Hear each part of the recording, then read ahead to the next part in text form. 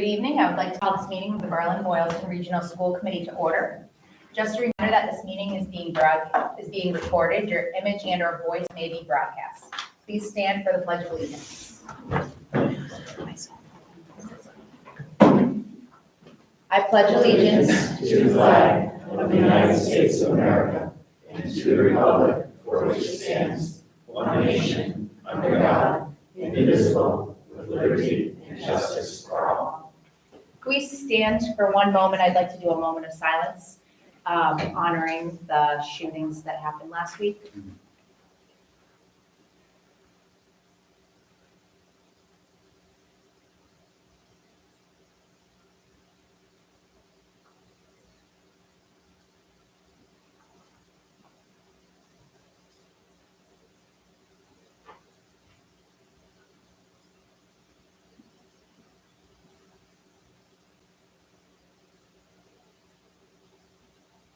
Thank you very much.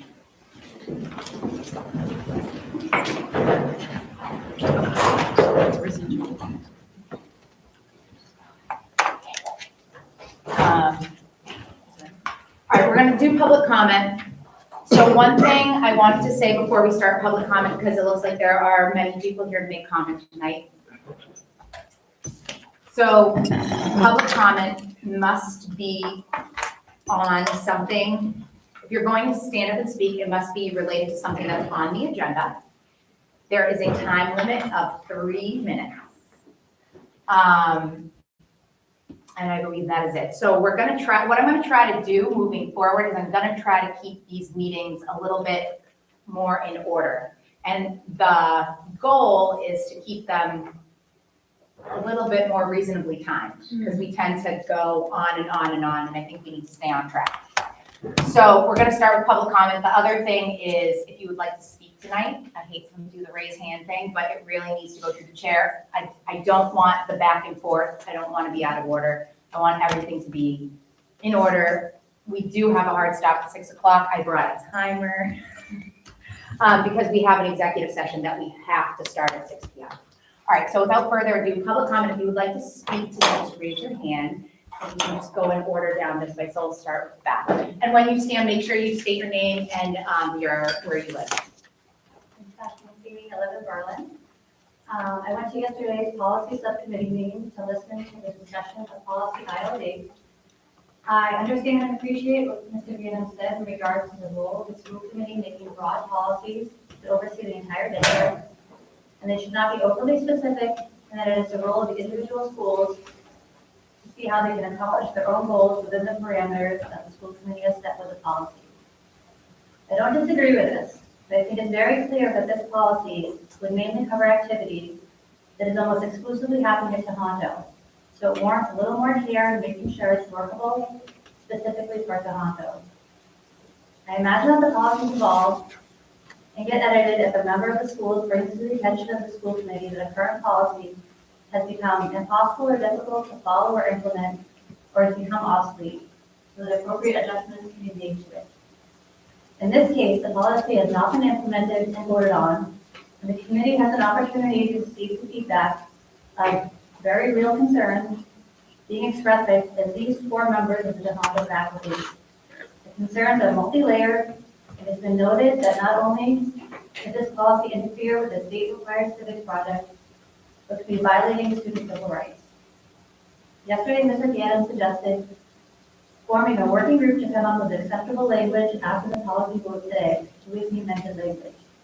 I'm asking the school committee to instead consider not voting for the policy with any of the proposed amendments and put the policy in place exactly as written by MSAC, so that the working group can start with a clean slate and hopefully come up with some additional language that satisfies any concerns about how student surveys are conducted in the district without posing any unnecessary constraints and taking care to protect the vulnerable groups within our school system. Great, thank you. Was there? All right. Speak first. Okay. All right. Perfect. 3 minutes each. But yeah. Excellent. Well, actually, the first, I'm speaking for Bill Whitehead. Oh yes. Yep. Okay, Thank you. So, dear members of the Berlin-Boylston Regional School Committee, I'm sorry I cannot be in attendance for tonight's meeting, but appreciate my colleague reading my statement in place. I'm not writing on behalf of any group, but simply as, I'm not writing on behalf of any group, but simply as Bill Whitehead, a high school English teacher at Tohoto since 2008. I have worked with past school committees, countless administrators, both at the building and central office level, and have been part of numerous committees. I can tell you what works and what doesn't work in our district from firsthand experience. What works? Having all stakeholders work collaboratively to achieve a goal. What doesn't work? Having one group fight to convince others that their view or solution is the best and only viable option. In the end, collaboration with all parties starting on equal footing will garner much more desirable results than one group trying to convince another group to listen to them, which only ends in resentment and a sense of unease, making future endeavors much more difficult to tackle. Yesterday, the policy subcommittee was gracious enough to open their meeting up to a discussion with some of our high school teachers regarding the survey policy language that will be voted on tonight. It was a positive exchange with all parties offering their take, putting forth questions, identifying potential issues, and listening to other perspectives. I was happy with how our time was spent, except at the very last minute, where it was decided that the proposed language from the subcommittee was still going to be put through, and that teachers could form a teacher group to meet, discuss, and bring their suggestions to amend or update the language to the school committee in the future, when the school committee would listen to what they had to say and take it into consideration. Such a decision is disheartening, as it seems a decision has already been made. If the language as presented tonight is approved, there will be no real reason for the school committee to sincerely listen to any suggestions made by administrators, teachers, or students. I want to get this right. We all want to get this right. I do not want the district, teachers, administrators, students, or anyone else put into an unfair position. I want to protect the rights of students and parents equally. I know there is a solution, but I do not think it is necessary. It is necessarily the language being put forward as it is overly burdensome. My suggestion, adopt the federal policy as written. No additions or amendments, so that there is at least a policy on the books. Then form a committee to fine-tune the language so it works for all parties involved. I urge the members of the school committee to vote no on the language as presented by the subcommittee and vote to institute the federal language as is, allowing for more discussion and collaboration in the truest sense to be had so that we can get this right the first time. Thank you for your time and consideration, Bill Whitehead. Thank you. Do I have now? Yeah, if you mine's want- very. Sure, go ahead. Okay, because he pretty much said everything that, but I just want to kind of address one thing. The only thing I would like to add to Bill's statement is that I would like, first of all, like to thank everybody for the time and effort to construct the policy. It was my belief that the original IDL addresses parental rights, and it does so fairly well, but does not address the potential impact on students who wish to do research for sensitive topics that are deeply important to them. Unfortunately, the amendments do nothing to alleviate this. Now, time and circumstances will naturally draw our energies towards other future topics. If we can take the time to be patient and collaborative now, we can strike fire now while the coals are hot and balance these two very important goals. Let's go back to the original federal IDL as our foundation and build the balance from there. Thank you. Thank you. Thanks. Okay, anyone else? Hi, my name is Danielle Maker. I am a teacher at Toronto. Good evening, members of the Berlin-Boylston School Committee. And first off, I would like to thank again the policy subcommittee for allowing myself and other teachers to meet with you yesterday. It was an extremely valuable discussion. But I would like to reiterate what my colleague Bill Whitehead presented to all of you. This is a discussion that needs to continue. I strongly urge you to vote no on the amended language of policy IDL and instead adopt the federal policy as written. From there, we can convene a committee that includes all parties. Perhaps even more importantly, we can reach out to other districts to better understand how such a policy is implemented and respected in regards to student-generated surveys. As a teacher, this is always my most pressing concern. What are the logistics? What procedures need to be in place in order for both parental and student rights to be protected? How do I ensure, as specific action guidelines put forth by the state outline, that we continue to foster a classroom of trust and openness to ensure that all students feel supported while exploring real-world issues? Having answers to these questions is crucial information to inform any amendments the committee finds necessary. I understand wholeheartedly the urgency of addressing the issue. Technology moves much faster than any of us can keep pace with. And having a policy in place protects all of us. However, if we move too fast ourselves and put in place the amended policy, which is problematic and will create inequalities, it is my professional opinion that we will be creating more problems than solving. Thank you. All right, Kirk, go ahead. Peter Doherty, English teacher at Tohono. To be very brief, I completely concur with Danielle, Steve, and Bill's sentiments. And this has been some sentiments. I thought yesterday's meeting was fantastic, right up until the very end, unfortunately. I would just like to say that I think that we should adopt the ILP as federally instituted, reject the amendments. And I also want to offer to be here for the rest of the meeting if this discussion comes up. If any other school committee members like to ask questions, I'd be willing to offer them. Thank you. Thank you very much. All right. Does anyone else want to speak? Okay. All right. Okay, great. Communications, does anyone have any communications?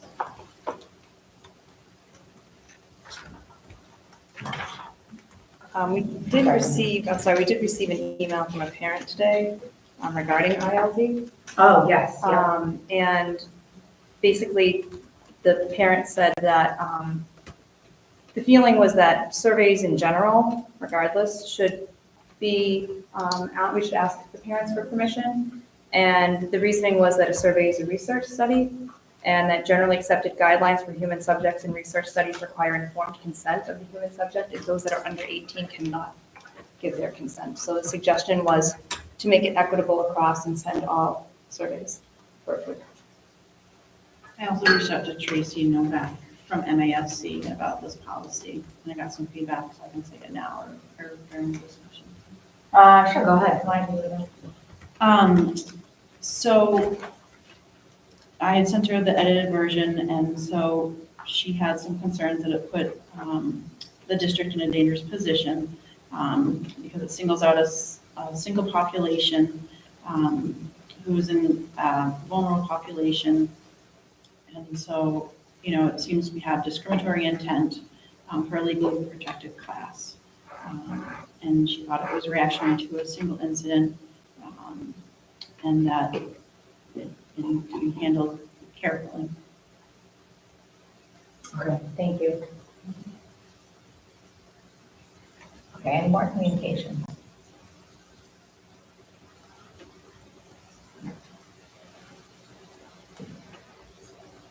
Okay, so we have the consent agenda next. There are 2 items on the consent agenda. Could I please have a motion to approve the 2 items on the consent agenda? So, Second. Lisa and Lori, any discussion on that? Absolutely. Yes. I read through the 617 minutes, and I don't think they are complete enough. I think there are some things from that meeting that we should get included in there. So I would ask that we could not vote on those tonight, so we can go back and look at the recording once it's sorted out. Is it sorted out yet? Yeah, so actually, Actually, yeah, so actually, I watched the recording and did your phone run out of battery? it did, but then Lori recorded some and also sent it. So there was 2 recordings. Oh, there was only 1 recording. She should have my recording. Was it you? It was- There was only 1. I could not find it. There were some things that during the meeting that we offered to the town of Berlin that they rejected that didn't get captured in the minutes. Yeah, it So I'd like was, to make sure that's there. yeah, so it got cut off at 45 minutes in, and I think we were there for like an hour and a half. So I think, to your point, there was another recording that somehow never, Nicole, you never got that, right? Yeah, it was not on, I looked through the Vimeo, whatever you call it, site. I could not find it. Nicole and I worked on that this morning. So she was going off of Sally's notes. and, Yeah, that's fair. yeah. I just think it's important that these get captured. I agree. I didn't know there was another recording. So if that is the case, that would be wonderful if you have that and you can send that to Nicole. All right. So then, hold on a sec. Okay, so then it's just minutes from our last meeting that we'll be approving. So we should amend this motion. Yep, so, can I amend it? I move to amend the consent agenda motion to remove the June 17th, 2024 minutes from the vote. That needs a second. Yes. All right, any discussion on the amendment? All right, all in favor? Aye. I'm an aye as well. All right, now we need to vote on the original motion, which is to approve the consent agenda. This includes the amendment, so we're just approving the minutes from August 27th. Nicole can work on the June 17th when you get the stuff from Julie, and we'll aim to approve that next meeting. All right, so the motion's on the table, seconded. Any other discussion? All right, all in favor? Aye. I'm an aye as well. That motion passes.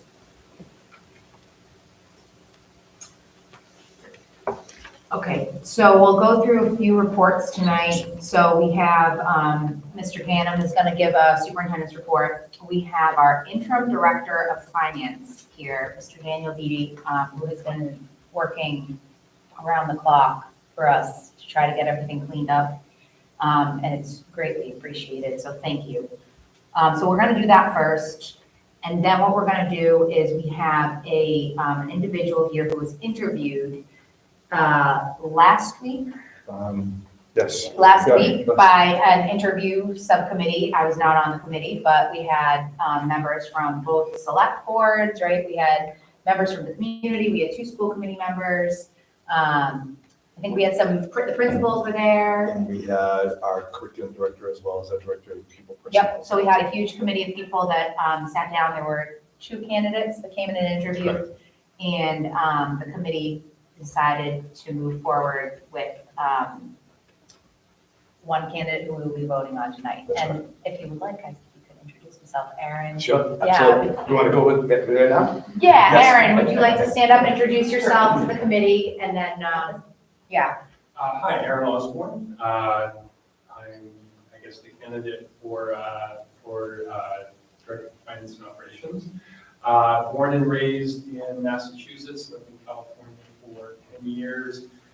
Started my career in corporate finance, moved over to the public side, started out working for a housing authority in California, got the teaching bug, moved back to Massachusetts, and became a teacher. About 6 years into teaching, a principal who knew I had been in finance in the past, needed someone to sort out grants at the district she had moved to.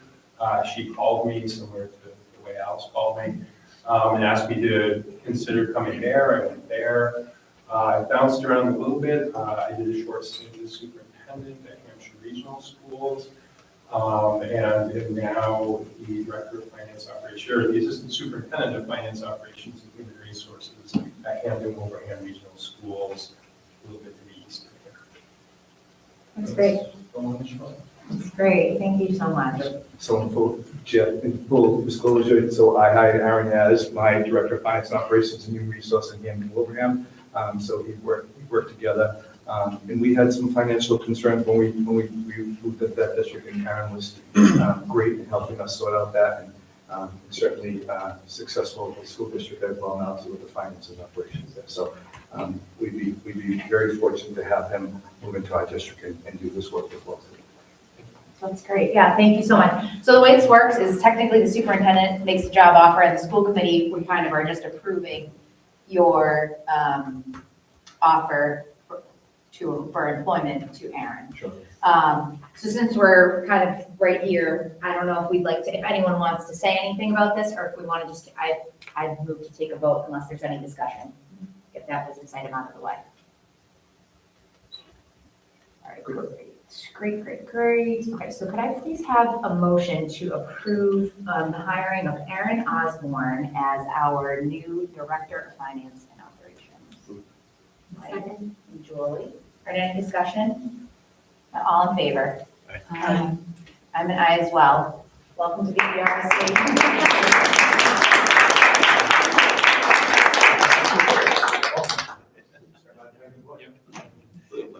Through the chair, could you stop just to address the committee? Yeah. Aaron, would you like to, I know we talked about maybe addressing the committee for a couple minutes, and just. Sure. Fine by me, I can wait. Just gonna put you right on the spot. It's obvious to me that there are some financial challenges within the district. I think some of that stems from the assessment formula, and sort of the use of the assessment formula, as well as maybe some staff turnover that's led to some loss of maybe some institutional knowledge. I know there's some payroll challenges, I know there's some payables challenges. I know Dan's working tirelessly to sort that out. I've been back and forth, and I will be back and forth with Dan now. I think the best thing I can do, leading up to my entry, I have a copy of the regional agreement. My hope would be to develop a sort of pro forma assessment profile for the district. I can payroll from home and, easily until I start, I can certainly help. But I think what I would look to do is when I came in, sit down with members of the committee as well as the community, probably the FinComs of each town, and go over that sort of pro forma assessment and take a look at it, make sure we have something that the school committee, the towns can vote with that and feel comfortable with, and try to rebuild that trust. I think we have a lot of trust rebuilding to do with both communities, as well as probably some staff. I mean, knowing there's been some payroll challenges and things like that. So I think working collaboratively with, I think everyone in the district and communities is important. Thanks, Aaron. Thank you, that's great. And actually, that was one of the goals I think we had last year was, I don't know if you've had the chance to take a look at our regional agreement, but. Yes, I actually have a copy of it with me. Yeah, I it's was super looking at it earlier. complicated, and I think one of the things that every consultant that we've had, or every person that's kind of come across, at least since I've been here, has said, wow, your regional agreement is really complicated. Any, plans to change it or to, so I think that's kind of been on the docket for a while, and I think that's great that you want to tackle that, because I think the assessment calculation kind of stems from that. Right. Yeah. Fair enough. And through the chair, one of the things that Aaron and I did really, really well, and I can say that, is we revised the strategic plan in Hampton Wilbraham that was about 20 years on the shelf, right? So we put together, and so it was a lengthy process, but we were able to give a completed and updated strategic plan that's being now used in that community, and that's some of the work that we need to do here as well. Too. Right. Yeah, that's great. Congratulations. All right, well, thank you. Yeah, I'm very excited to have you on board. Yes. All right, great. Okay, so Al, so the only thing I have is we've kind of all broached, the only thing I wanted to talk about quickly was we've all kind of broached the topic of payroll. And again, I said this 2 weeks ago, I'm going to say it again.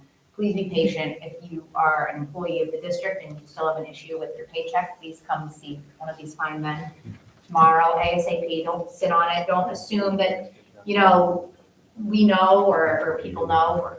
You need to make sure that you've emailed and made yourself known, and they will take care of fixing whatever issue you have with your paycheck and making you whole.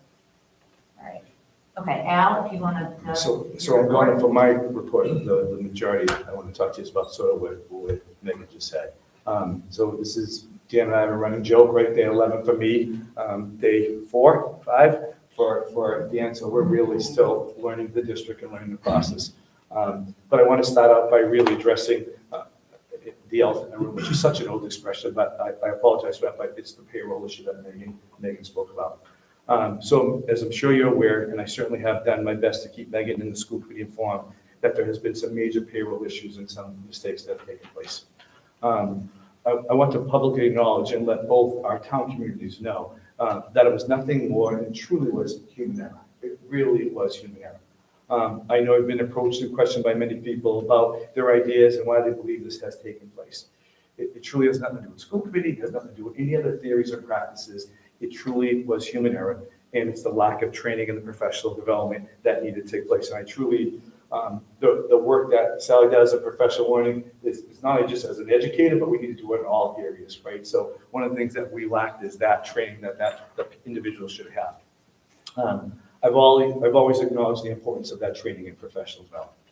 So please know that we've begun to rectify the issues and have begun the process of making all the necessary corrections to the payroll of the many staff members that are off. And we're getting into a really good spot. I do apologize as your superintendent for this taking place. And please just be patient, as Megan said, as we begin to fix and adjust these mistakes. As I've always said, even in my first interview with the school committee, when there's something that happens in this district, good or bad, the stuff that hits the fan, that's me, and I'm responsible for that. So even this, we're working to improve this and making sure that we make this right. But be patient, it'll take us some time, but we are getting there, and we've already started the process of doing it as well, too. Needless to say, this has occupied many hours and days. Dan and I were 8:30, 9:30 last night trying to fix these errors. We still continue to do that. I'm appreciative of the work that Dan Dede and Cynthia Henderson, our treasurer, who you met last week or 2 weeks ago. She's been working, I know her contract says 7 or 8 hours for the month, but she's been working like every single day in that office trying to help out because she has that knowledge and expertise as well, too. So I'm very appreciative of them and all the others that have actually pitched in and worked along with us. So I also thank the union and the staff of Berlin Boylston Regional School District for their patience and understanding. We had a chance to meet with many people. I'm meeting with the parents tomorrow afternoon as well too. Tomorrow, Megan? Not Megan, sorry, Nicole. Tomorrow, meeting with them as well too, just to talk about their concerns with that. So what else do you need to know about what I've done in the last few days? I had a great first administration meeting with our principals and admin. We've been dealing with some bus issues. I have a meeting with the bus company on Thursday, figure out some of those minor issues and some of the issues in Berlin as well too. So I'm happy that that's going to be doing that as well too. I've had the opportunity to reach out as well to Tracy Novick. She has a date that I'd like to share with school committee that she's available. The training that she's trying to give us, she's giving to so many other school committees. Her first open available date, and we literally just texting each other trying to get that file date, is October 22nd, which is a Tuesday. I try to keep the Tuesdays if that works for you guys. But that's the date that she is available. So if you guys agree on that as a school committee, I'll let her know so she can book that as well too. And then lastly, with permission from the school committee, I'd like to honor this book by Michael Fullen for you guys so we can do our book study. We're doing one as an admin. A great book. It's called Spirit Work, and it talks about collaboration in an educational setting. And I got some background knowledge of that book. Michael Fullen is well known in the educational field, and I think that would be a great book to start with us as a school committee. I think that's real important for the community to know, and I talked to Megan in the school committee that we're doing a book study as well too. We're continuing to learn as our admin team is doing as well too in book study. So I'd like to move forward, and that's only one book, and if anyone in the school committee has another book, certainly we'll take that in the recommendations, but that would be my recommendation now for our school committee as well. And the last thing, I guess I need to apologize to my principals because I promised them I was going to be in classrooms, and I have not gotten into those classrooms yet. And I plan on getting there. I was able to get into a couple of high schools today and get to meet some of the students, and that's the real work I want to do. And hopefully once we get all of this fixed, and with the hiring of Aaron and with Dan working together and Cynthia, we'll be able to move forward and get doing the work that a superintendent should do. And respectfully, that's my report. That's great. Okay, Thank you, Al. Does anyone have questions for Al? please. What is the training for the school committee? I'm just wondering. The book study? Oh, I'm so For sorry. training that Oh, Tracy's sorry. gonna do. Yeah, for Tracy, no, so there's a couple different things, roles and responsibilities. One, there's a couple of different ones. I'm going to talk to Megan about and see what type of training that we Okay. want. There's a couple of them, but there's one that she does basically at the very beginning of all new school committees is basically roles and responsibilities of school committee members. Which we have not had as the committee. Yeah. We had it when I rolled on, Mike, Laurie, Julie were there, but. Megan, man, Yes, yeah. I didn't mention October 22nd, but it might be worth waiting until after you are. October 20, if you have it October 22nd, that would be the last meeting that all of us will be together. Julie's term ends, and I am in the seat that someone is running against me, so there could be two people that.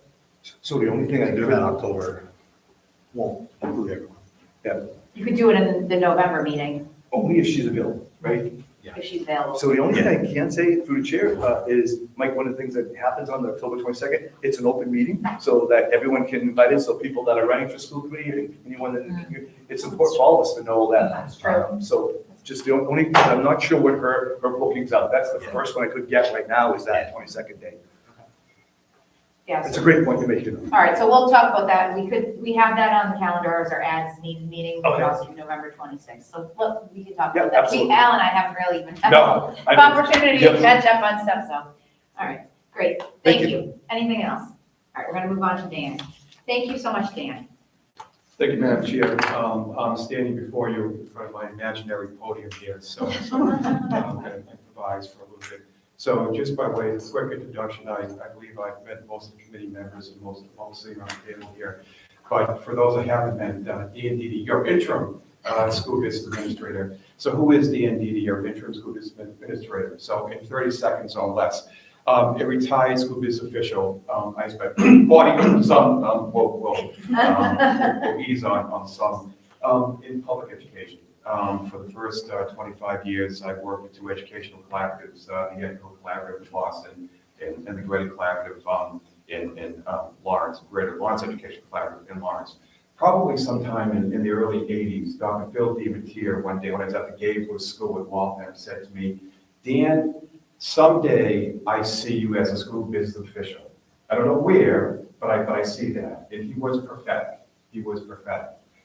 In 2005, I began my career as a school business official in the Auburn Public Schools. I spent about 20 plus years, if you will, as a school business official in several districts in Central Mass primarily. I've had the privilege of working in small municipal districts, and working in regional districts, and also in large urban districts. From 2013 to 2016, I served on the board of the Massport board, and one of my opportunities, if you will, was to chair a conference in 2014 on the whole federal grants oversight of federal grant manual in the structure, I'll get it straight, the structure, probably my script would be better, of grants management. That being said, I retired in 2022. Shortly after retirement, I thought that I could probably share my 40 plus years experience. I was appointed as an adjunct professor at Worcester State University, a riveting class, managing the politics in the public sector, riveting class. And for some reason, no one enrolled in my class. No one. So for the fall semester of 2022, for the spring semester of 2023, I was overwhelmed with students, zeros, and I said, I think I better rethink this. At about the same time, I did receive a call from a superintendent up at Royalston, asking me if I could assist him for a couple of months being interim school business official. I said, be happy to have a conversation. I'm happy to help you out. What was supposed to be 3 months ended up being about 12 months thereabouts. I gave new meaning to the term interim for sure. I wrapped up this past July. So that's me in probably 2 minutes. I apologize, Madam Chair. And that's who I am here before you this evening. As I would say last year to school committee, and with finance a little bit different, is that I'd like to give you this evening a very brief overview. And I'm going to say 30,000-foot overview of just my impressions of what's happening here in the district, particularly in the business office over the past several days. Number one, FY24. This is probably my first meeting as a school business official where I did not share a budget report on the general fund with the committee. We still have some work to do. We have some work to do in FY24, and we're working on that, those tasks. Until those tasks get done, we can't complete, and for those who may know, we can't complete our end of the year reports. That's on my radar as well. And we also won't be able to process our E&D. However, E&D is not due until the end of November, so we have several months there. So the point is that we need to still wrap up some work for FY24. FY25, I saw in the report that was shared with you at the last committee meeting that one of the challenges is that there are many of the lines, I'm just going to speak for the time being the general fund, if you will, is that there were many lines that were not encumbered, okay? So the numbers that you saw in that report, FY25, they're not accurate. But I don't mean that in a bad way. It's just that it doesn't express your bottom line in the general fund at this point in time. Primarily because there are many lines in the general fund, there were some, but not many, that have not been encumbered. So we're tackling that as well. Payroll, I think the superintendent spoke to many of the issues, but I stand before you as your school business official, interim school business official, but I also assume responsibility for that work. I do. I take that role quite seriously. I do. So I stand before you, to the folks in the audience and to the folks who may be watching on TV, is that, I'm not happy about what happened, and we need to move forward. We need to move forward, and we will. It's not going to get fixed overnight, and I'm not going to say to them it will get fixed overnight. It's going to take some time, but there is urgency. I'm flattered that in my 20 plus years as a school business official, I've had the opportunity, dare I say, the privilege of working with some really, really quality people. And when I make a phone call, and I have made phone calls, I've made several phone calls, they've said to me, I'm there for you, Dan. Tell me when, I'll come in. Because at the end of the day, it will take a village. It will take a village to right the ship. If I may, I see this as an opportunity to reset the business office and to reset some other things relative to school finance. I see it's a great opportunity. To Aaron's point earlier, we're also looking at the regional agreements. We're looking at the assessments calculations, and we'll get it done. We'll get it done. I stand before you is that we'll get it done. It won't happen overnight. I don't want to say, hey, Dan, you said 3 weeks ago that this was going to be done. It's going to take some time. It's going to take some time. Busing. Yes, I am your busing guy. Full disclosure, with all the activity that I've been about over the past 7 days, I haven't had the chance to really tackle any busing issues. The superintendent and I last week had the opportunity to meet with a public citizen from one of the towns and gave us a great presentation on some busing issues. And so we're going to tackle that. I'm also going to tackle probably the 20 emails to my colleagues, the principals who are here, probably the 20 emails on busing that I haven't tackled yet. But I will get there. I will get there.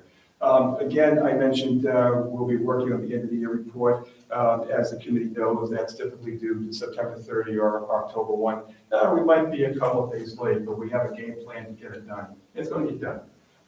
For E&D, excess and deficiency, your free cash certification, if you will. Again, as I mentioned earlier, that's due the end of November. There's still some things from FY24 that we need to do before we can file that. And, as one of my DOR reps said several years ago, she said, I'm going to tell you right now, and this is gospel truth, I'm going to tell you right now that if you were to submit that on November 30, that you probably won't hear from me until sometime in December thereabout. This is just one rep, only one rep. And she said, because I'm too busy getting the free cash certified for all the cities and towns so they can get the tax rate set. I get that. But that is very much on our radar screen. And if I am here, certainly I'll be working with Aaron and the superintendent to get that done, because that's an important piece. It's an important piece of your budget. I haven't checked my cheat sheet yet to see if I covered everything. We are also working, and to the point that the superintendent said earlier, I sincerely believe in training, and there are some folks within the business office who need some good training, and so we're going to work on that, and we're going to make that happen. And I know that you have a hard stop at about 6 o'clock. Typically, my superintendent would wink at me and say, "Okay, you're done." So this is my 30,000-foot overview in approximately 5 days thereabouts of being your interim school business official. I want to thank the superintendent publicly for extending the offer to me and the privilege to work with you and assist and support you. And at the end of the day, what we do is about the students in the classroom and the teachers and the staff that enable them to be 21st century students and adults. Madam Chair, that concludes my brevity report, if you will, in front of my makeshift make-believe podium. I'd be happy to answer any questions from members of the committee if you have any. Does anyone have questions for Dan? We're very lucky to have him on board, and we'll have Aaron starting a couple weeks, whatever, he has to figure that out, but I feel like we've got a great team, so I'm really hopeful of the future. Yeah. All right, thank you so much. Thank you, Madam Chair. Thanks. Thank you. All right, we are going to move into business items.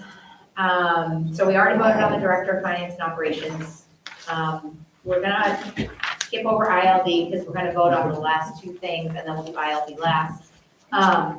So Mike, did you want to give a quick update? We need to remove policy JH because it's not. Yeah, we're gonna table attendance policies because there was some confusion. That's right. JH and JE, yeah, there was some JH. confusion as to which one administrative want to work with. There's apparently a third one in development, so we're gonna hold off on that. That's right, sorry, Al, That's we talked about that, yep, all right, and we need to work with So just all. through the chair, we're gonna work with all principals. Yeah, I think we have a meeting all principals, scheduled for next, I'm doing one day at a Next time. Wednesday. Next Wednesday, right after our admin meeting, that we're gonna be sitting at this, so we're hoping that we can bring to the next subcommittee meeting, a cleaner document, that this way then we can bring to the full school committee after that as well. Okay, great. All right, so the next thing should be pretty easy.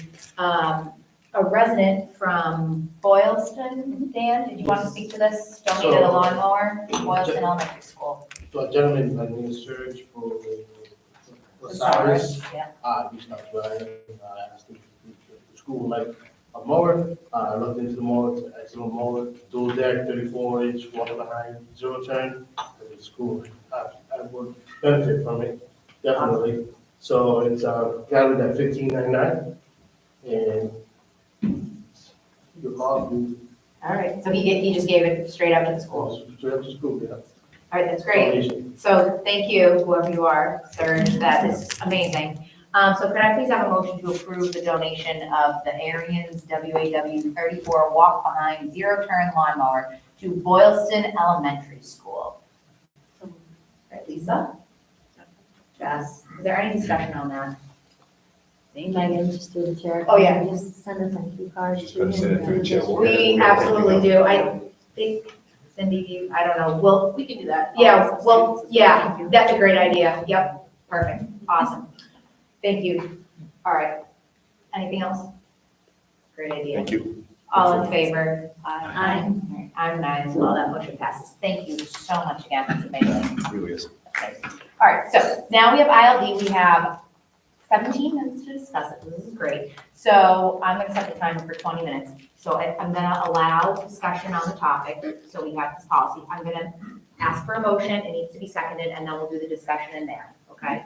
If we wanna amend the policy, that can happen after we make the original motion. All right, so could I please have a motion to approve policy ILD, student submission to educational surveys and research? Mike? All right, Lisa. Any discussion? Megan, may I just do a brief overview? Yes, I'm gonna start my time. Go ahead. Take that right out of your stove. No, I literally got it today. She got one built into my stove. Looks like it. 20 minutes, guys. Okay, so you have in the drive, the document, it's Yes. got a lot of information, a lot of history on the genesis of this whole policy. We started talking about this in the spring, I don't remember if it was March, April, May, but it was early in the spring. We decided to revisit it because there was some language that some folks didn't like. When we met yesterday with the policy subcommittee meeting and the group of teachers who were there, we're still here tonight, I thought it was a pretty good conversation as well. My understanding of that conversation was that there were two main issues with the policy, one being the original language of opt-in. Everyone seemed to have an issue with that, so we immediately took that out. That's already been out, that's no longer there. The other issue was around the logistics of how would you actually implement this. The original policy from MASC allows parents the right to inspect any materials that might go along with said survey. And that doesn't give any information about when they can inspect it, how long they have to inspect it when a survey does come out.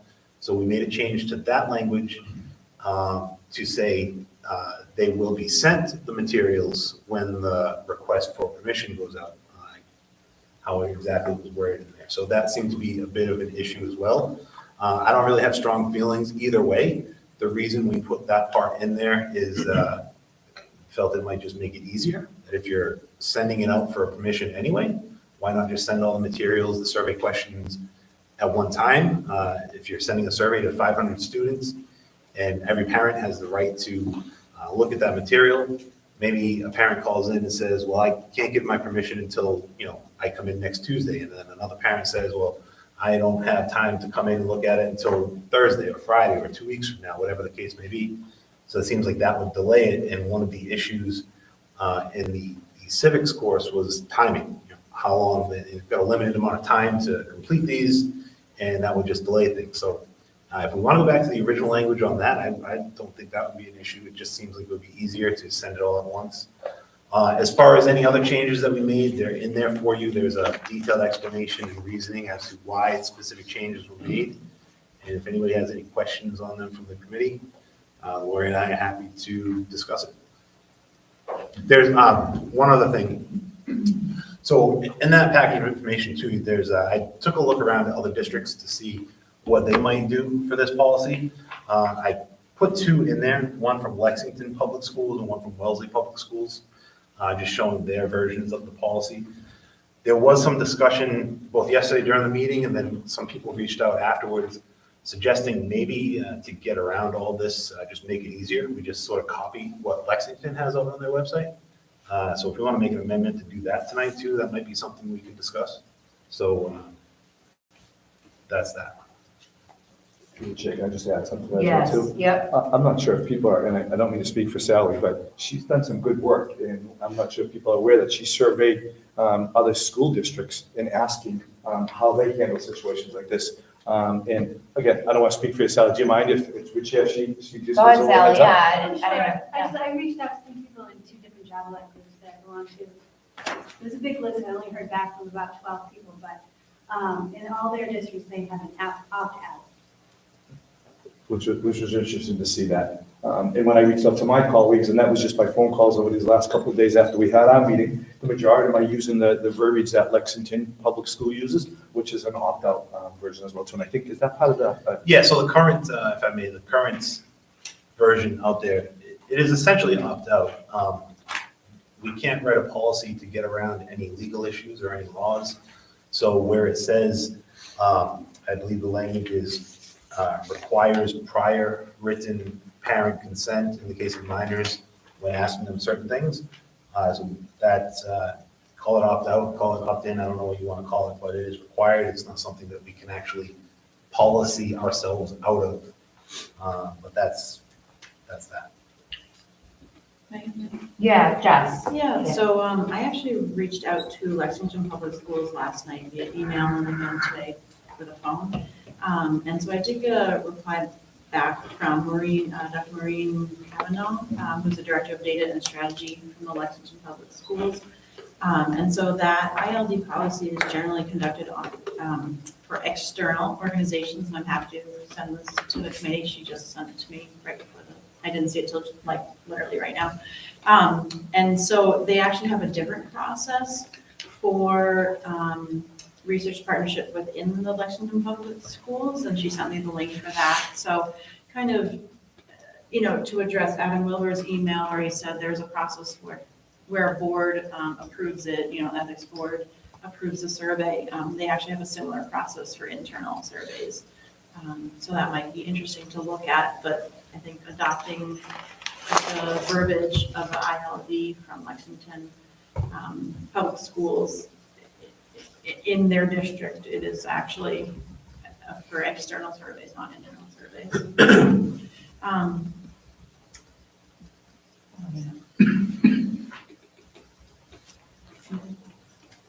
Megan, Yeah, go ahead, Julie. so I think I know we've all read these policies, compared the policies. I think it's difficult to really have the discussion when we're just using clips of, we don't really know what policy people are referring to. So what I would like to do, and let me explain first, because, and in lieu of this information too, If we can't see the policies and say that verbiage there compared to this verbiage here, it makes it hard to vote on that, right? I am going to be completely honest and not in support of the amendments that the subcommittee is proposing, especially hearing we have four esteemed high school teachers here saying why.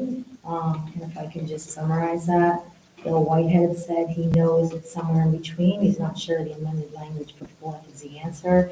Mr. Pacheco says keeping the original IDL as the foundation and building from there. Danielle had said possibly reaching out to other districts to see how they keep both parental and student rights protected, which was done, and we found that the opt-out version was there. And then, of course, Mr. Doherty as well. And these are esteemed teachers in our district advocating for their students, saying that the language that we're adding into the amendment just goes beyond what the original policy is. And I agree with you, because I watched the policy subcommittee meeting also. We can't change what's coming from the federal guidelines, right? We can't change that. But we have that. So I don't understand why we're adding all this language in after hearing what other districts are doing and what our teachers are recommending we do. So what I would like to do is to make an amendment to the policy or to the amendment on the floor.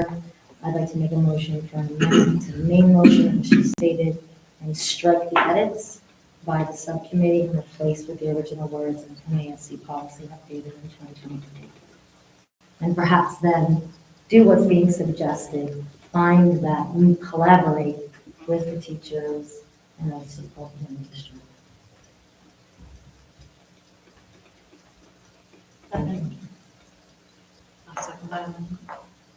I ask a question on this discussion. All right, so yeah, there was a motion, there's a second, and now we have some discussion. Julie, two things you said, the opt-out language, that's there, so that exists, so everybody can rest easy. Then you said it's hard to look at these when we can't see the policies. You have them Yes. both in a document right on your screen, you may even have it printed out. Thank you. Is there a specific question or specific from what you can see that you would like to discuss? Yeah, when you made the comment about the time frame, you said, I don't really remember what it is. So I think if we're voting on something, we have to be very clear with the language. Where are you, which one are you looking at? No, that's what you said. I think, So I think it's in all Okay. instructional materials. yeah, that paragraph, so the highlight is sent to parents ahead of the event. And Yep. At the end, it's, I apologize, Megan, but doesn't it say that 10 days ahead of time? Is that the form? At the end of the? Yeah, Yep, sorry. further down. Okay, so be clear, parents must be given the opportunity to opt their children out within a reasonable time frame before any survey is sent to students. A reasonable time frame would be no less than at least 10 calendar days in advance of sending such survey. Perhaps longer as the situation may dictate. I'm curious, I know we just signed it, but for the current opt-out for like photos, is there I agree to or do not agree to, or is there just a do not like opt-out? Right, we've transitioned to a form, which is, yes. But I'm curious, does it have both an opt-in and an opt-out option on those forms? I don't recall. Or was it just an opt-out? Just an opt-out. Just an opt-out. So that would be different from this. You mean one. for like school photos? No, I think School you, photos or health or curriculum? I don't know about health curriculum, but the one that I did, yeah, you have to sign, because I remember, it's like, you gotta sign your kid's name, and my kids are like 7 and 9, to agree to it. And if you don't, then you opt out. At least that's the one that I signed for Boylston Elementary School. I have no idea how they are. Are you referring to the third paragraph? No, she's referring, Well, she wants to know materials. how we make people opt in and out in our district currently. Because Oh, this is opting in and out. So if they fill out nothing, it should be then they're opted in. But if they click. Oh, are you out- talking about the form that we put in there at the end? Yeah, the end of the document. Oh, Yeah. okay. It says that, yeah, I mean, if you want to change that to opt out. I just, you know, should be That's fine. uniform. You know, Megan, if I may. Yeah, You know, I think a lot of the procedures had changed after, the survey that went out. There was some concerns, valid concerns, and so it seems like the procedures had changed significantly. So I don't know if, I know I've not seen the verbiage that now is supposed to go on the top of the survey. Are we able to hear what that is now? So could I, through the chair? Yeah. I appreciate the teachers, I appreciate it, but the legwork is going to be right here with these three people sitting right here. So can I hear from the principals if you're okay with that? Yeah. Like, how's this going to work for you guys as well too, that are the instructional leaders of the building in terms of overseeing? So any survey that even goes out for teachers still has to go through this, to the So there's a principals as well. procedure now. So Yeah, the week so- after that survey went out, I Yeah. think Lisa sat down with a bunch of people and now, so I'm just asking, what is the procedure that now is with the survey? So for anything, in terms of any surveys, right, or anything that goes up, opt out. So my my understanding is that this policy is around the 8 topics. Correct? Okay. Surveys with this, right? Surveys. So, right now, any survey that's a student-generated survey has to have an indication of what the survey is for, how the information is being used, and identifying that the survey is anonymous and that it is optional. And those are all requirements that we've sent out to the entire staff for any survey. And so we sent that out as a procedure that must be done for all surveys. So a survey has to have all of that information prior to it. All surveys have to be approved by the teacher. And if it is concerning a potentially sensitive topic as deemed by the teacher, then we would identify whether it's going to high school or middle school, or both, depending on that. And there was a question on the floor for the photo and video permissions. We've transferred our forms online, and so it's kind of we do a yes or a no, and that is automated, so we don't have to manually record everything. So I don't know how that would. That's another issue in itself, because it's totally inconsistent for the elementary school. Nothing's online. We do everything in paper forms, and, obviously for elementary children, to Jess's point, it's like one form, and you either sign if you agree, or if you don't, I think there's no, and we check the box. If you agree, you have to sign. So, Yeah. Oh, Lisa's not done, I'm sorry.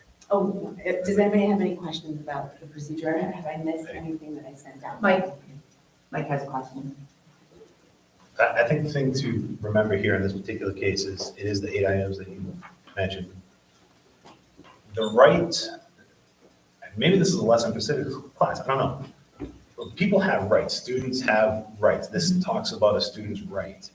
That right shouldn't disappear depending on who's sending a survey. So you mentioned if a student is sending a survey or if the school is sending a survey. The whole point of this is transparency, to let parents know what we're asking their kids in school. That's what it comes down to. However you want to have that happen, whether it's through this or something else, the point is, if you're going to ask kids to become a data subject or research subject, you have to have their permission. That's it. And so in order to get that permission from a minor child, you have to go to the parents. And as it says here in the law, receive written consent from parents. So To the chair, required. The school's not Julie, required. I'm speaking. So the whole thing is about transparency and letting parents know what is being asked of their kids. So if we can go through this, and if you have questions about certain changes, the changes were all made in an attempt to provide transparency. So the first one, the first change highlighted any other part of VBRSD included in or be sent. That's just clarifying that this isn't just for a civics course, isn't just for a school photo survey or whatever it might be. It's any survey in the district if you're asking about these 8 topics, 8 subject areas, it says right there, the MASC policy itself starts off, you notice that's not highlighted there, without prior written consent of the student's parent, guardian, or the student if they're at least 18. All right? We then made a change to number 3 because number 3 was fairly short, and we wanted to be crystal clear that this is an additional protection for students, right? The survey in question, again, this is not about the civics course survey. That's simply the tool that or the survey that was used to bring this to the school committee's attention. Nobody went looking for this, nobody went searching for this. This was brought to the attention of the committee. We realized we don't have this policy in place, and MASC suggests we have it in place. The minimum requirement is what MASC gives us. We felt that it was important to add additional protections in there regarding orientation, gender, etc. Those are additional protections, not attacks or not singling out certain groups or anything. And I'm happy to explain why those are protections and not anything else. The next Can you change please we do that, made Mike? was, excuse me? Could you please do that? Yep. Okay. So let's assume hypothetically you're a student, you're 11 years old, and you get the survey that says, are you a member of the LGBT community? Now, this is an 11-year-old kid. Maybe they're advanced and they know what that means. Maybe they don't. Maybe they're not sure. They're not sure of themselves. They're not sure what they are. Maybe I am. Maybe I've had some feelings. Whatever it is, they're not sure. But now you're sending them a survey, and at the top it's marked in red. This is a required question to answer. It's not though. Not anymore, but it was. So these protections would help that. And the student says, if I don't really know, but if I answer yes, I'm not ready to tell my parents this, I'm not ready to tell my friends this. If I answer no, maybe I'm not being true to myself, I don't really know. Can you just imagine the turmoil going on in that student's head? So this is an additional protection that we thought we would put in there. It doesn't change the fact that if we leave this out, you still have to follow this because this is federal guidelines. So sorry, Mike, so these 7 topics are in the MASC policy. Yes. The only addition is the clarification of what sex behavior or attitudes is, and you define it. Correct. So the original ILD policy refers to local education agencies, so external agencies coming in and doing research within the schools, which is not what's happening. I'm not arguing that there needs to be an opt-out or not. I feel that there should be, but I do not feel that we should go outside of the MASC ILD policy. As Al said yesterday, they have a room full of lawyers developing these policies, and the closer we stick to MASC policy, the better. What Tracy Novak said today, that it's a dangerous position to put the district in, and I really feel that we need to stick to the MASC policy. Perfect timing. If I could just make one quick thing. Our attorney, Erica Connell, did review the policy and said it is legally sound. So that email is also in the package. So is the only piece that is causing strife between people, the part that's highlighted, to be clear, parents must be given the opportunity to opt their children out within a reasonable time frame for any survey sent to students. A reasonable time frame would be no less than at least 10 calendar days in advance of sending such survey, perhaps longer. Is it the part that we have the number of days is in there? Or is it something else? Because these other changes I'm seeing, and again, maybe I'm missing something, they seem minor to me. It's the addition for number 3, I believe. It's defining what sex behavior or attitude It's is. singling out a certain population within the school, which does not foster a sense of belonging. And also, just to go back to the lawyer's email, Can I we've ask you, had how several, does I'm that talking single- through the Hold on, chair, hold on. please. All right. Okay, yes, I We'll am. keep it in order, Jess, I'll let you.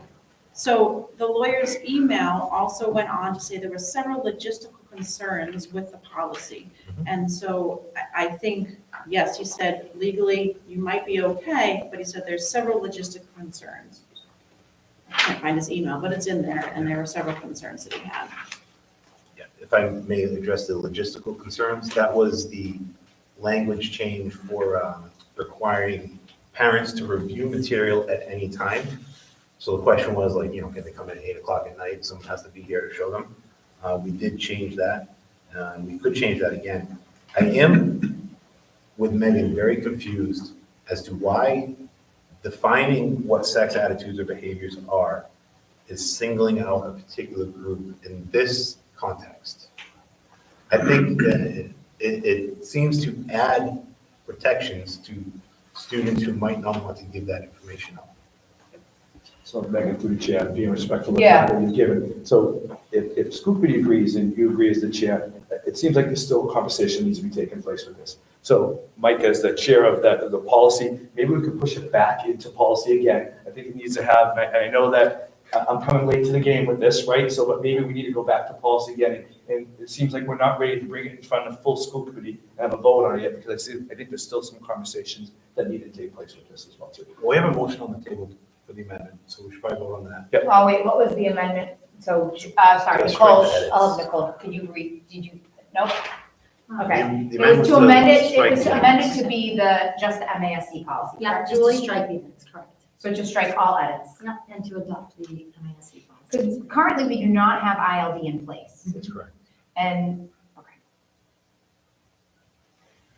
All right, so the amendment on the table is to just adopt ILD as is, to have something on the table. I make a motion to table the topic. Okay, but we have an amendment on the table we have to vote on first, that Julie made, right? And then you Yeah, have the we first have to vote on amendment, I that. think. Yeah, and then So you amendment can on make the another amendment, yep.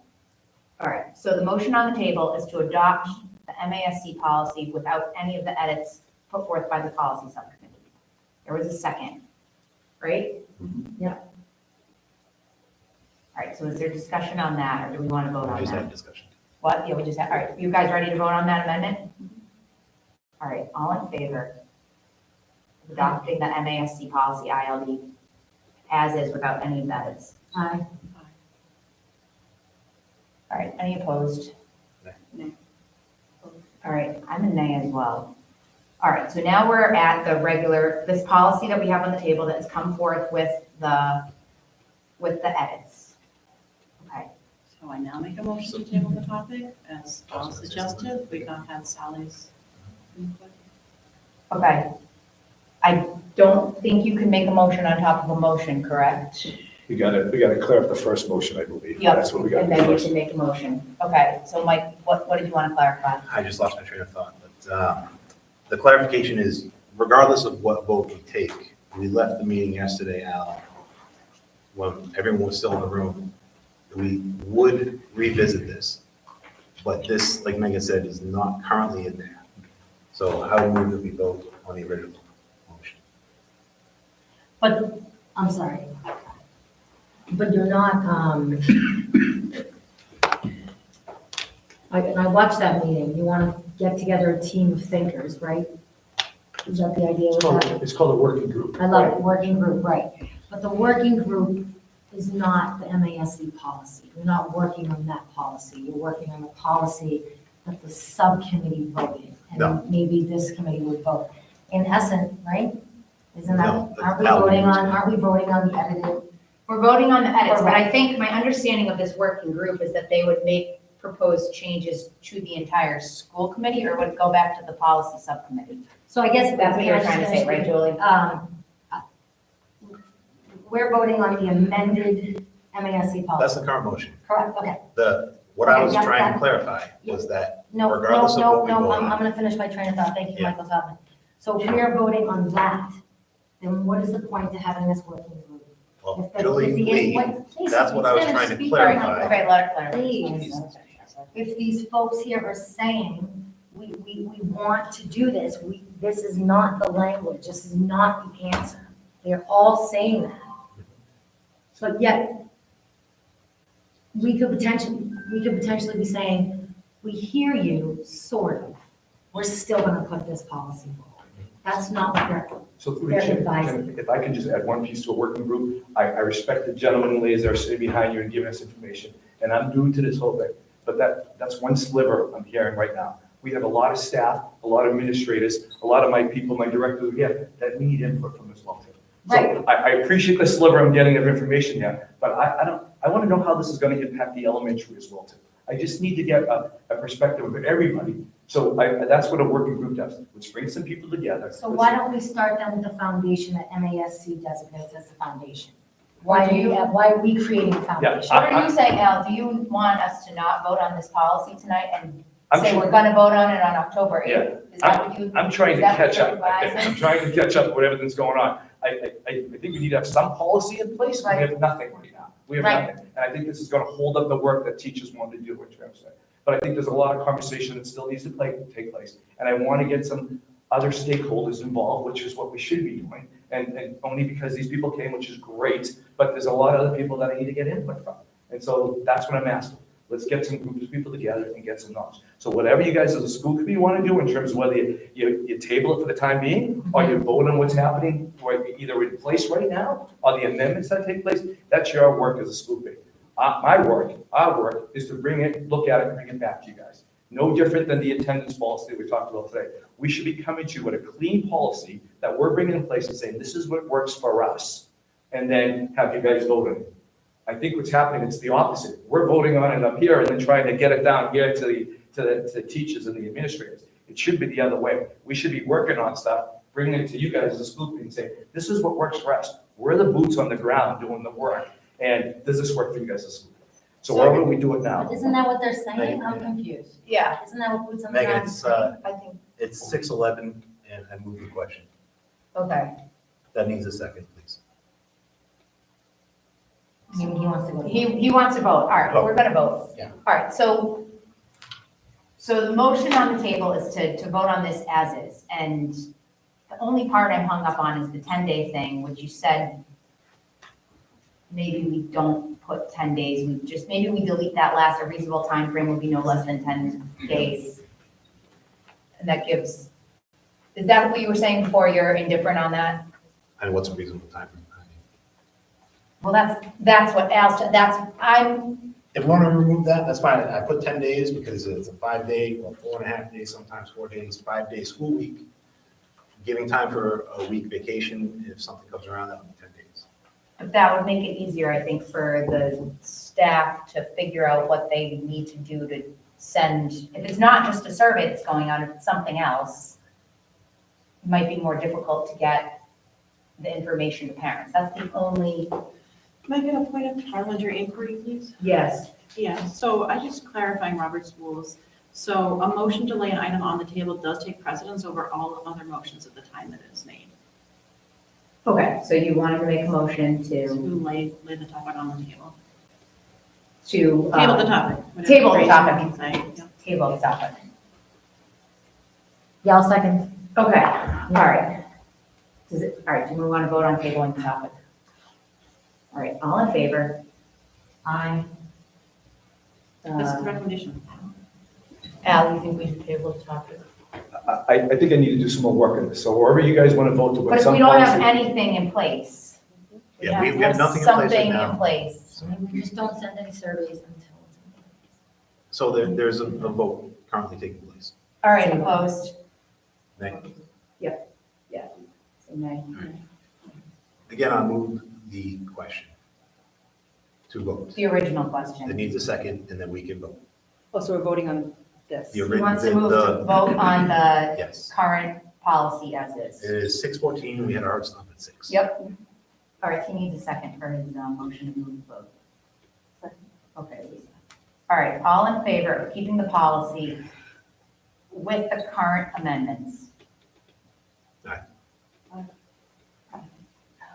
I'm an aye as well. Nay. All right, opposed? Can I start through the chair, just one caveat about before we vote, with the understanding that we'll have a working group. Yes. That, I think that's an important part, that's an important part. Yeah, I this wanna can be hear what- amended. So Next that doesn't need a vote. We agreed yesterday in the room. It doesn't need a vote. Okay. We can amend this next month. I Okay. mean, we have, it's on their radar, so. We've agreed.